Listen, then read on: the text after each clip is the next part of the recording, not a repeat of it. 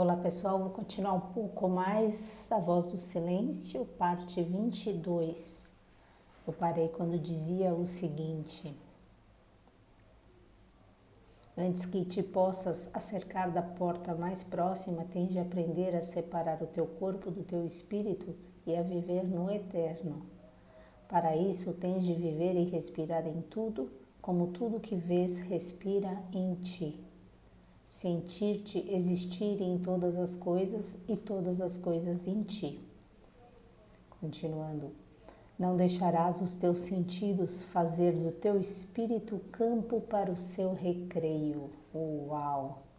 Não separarás o teu ser do ser e do resto, mas fundirás o oceano na gota de água e a gota de água no oceano. É tão lindo isso, é tão emocionante. Assim estarás de acordo com tudo quanto vive. Ama os homens como se eles fossem os teus condiscípulos, discípulos do mesmo mestre, filhos da mesma boa mãe. Professores há muitos. A alma mestra é uma alaia, a alma universal.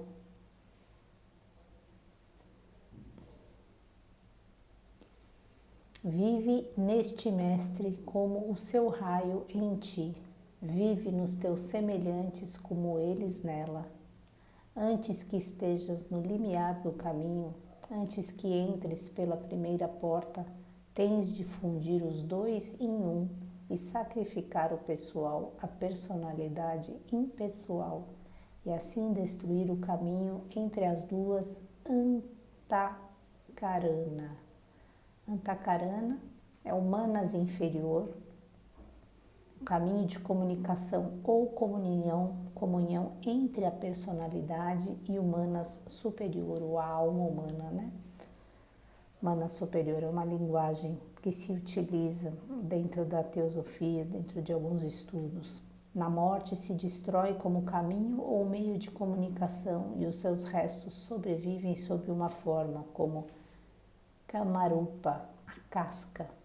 Então, basicamente, estamos falando aqui, né? Antes do caminho, antes que entremos na primeira porta, a gente tem que fundir esses dois caminhos em um, sacrificar o pessoal, a personalidade e destruir toda essa coisa que a gente faz, né? Toda essa comunicação que a gente faz, toda a nossa visão de mundo através desse manas inferior,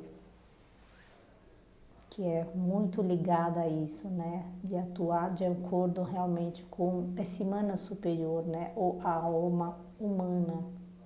Então ele fala de destruir esse caminho entre o manas inferior e o manas superior.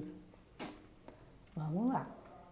Tens de estar pronto para responder a Dharma, a lei austera, cuja voz te perguntará ao teu primeiro passo, ao teu passo inicial.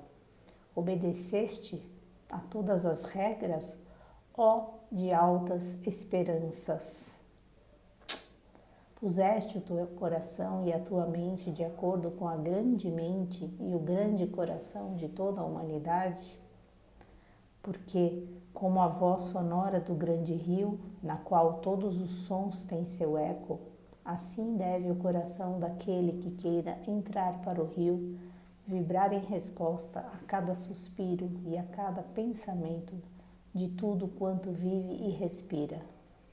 Os discípulos podem ser comparados a cordas da vina que produz eco nas almas.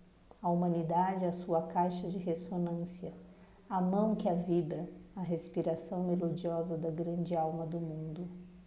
A corda que não vibra ao toque do mestre, em harmonia suave com todas as outras, quebra-se e é deitada fora. Assim, as mentes coletivas dos Lanu Shravakas têm de ser afinadas para vibrar de acordo com o espírito de Upadhyaya, uno com a super-alma, ou se quebrará. Assim fazem os irmãos da sombra, os assassinos das suas almas, a horrível seita dos Daddupa. da dupla são, de acordo aqui com o que está dizendo, né?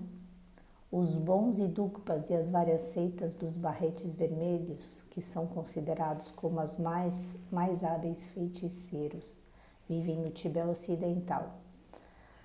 Gente, isso é muito lindo, né? Tem uma explicação enorme aqui sobre esta palavra que foi dita aqui, porque como a voz sonora do grande rio, no qual todos os sons têm o seu eco. Então vamos lá. Os budistas do norte e do resto, todos os chineses, sentem no rugido fundo de alguns dos rios grandes e sagrados a nota mestra da natureza.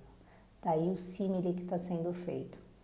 É um fato bem conhecido tanto na ciência física como no ocultismo, que o som agregado da natureza, como no rugido dos grandes rios, ou no ruído produzido pela oscilação dos cimos das árvores numa grande floresta, ou no som de uma cidade ouvida à distância, é um tom único e definido de alcance perfeitamente apreciável.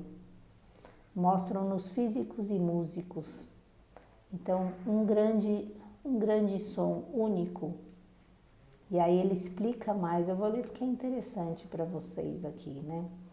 É um único e definido de alcance perfeitamente apreciável. Mostram-nos físicos e músicos. Assim, o professor Hit, a música chinesa, diz que os chineses reconheceram o fato há milhares de anos atrás, dizendo que as águas do Huanghe, ao correr, davam o Kung, o chamado grande tom na música chinesa. E mostra esse tom que corresponde ao Lá, considerado pelos físicos modernos o tom essencial da natureza.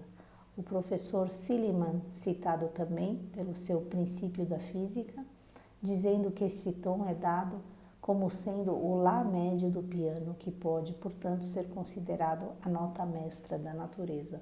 Incrível isso, né? Acho que é muita informação aqui, mas o principal é essa pergunta antes de adentrar o caminho, né? Você fez tudo o que tinha para fazer de acordo com a prescrição que foi dada antes? Você pôs o seu coração em tudo e em todos, a tua mente de acordo com o grande coração de toda a humanidade, né? E ele diz, né? Porque nós temos uma voz e somos todos uma única voz, né? Um único som. E precisamos vibrar então em uníssono, é disso que estamos falando, né? Para estar consonante com a alma da humanidade e não dissonante. A grande alma do mundo tem um som e nós somos parte disso. Até amanhã, se Deus quiser.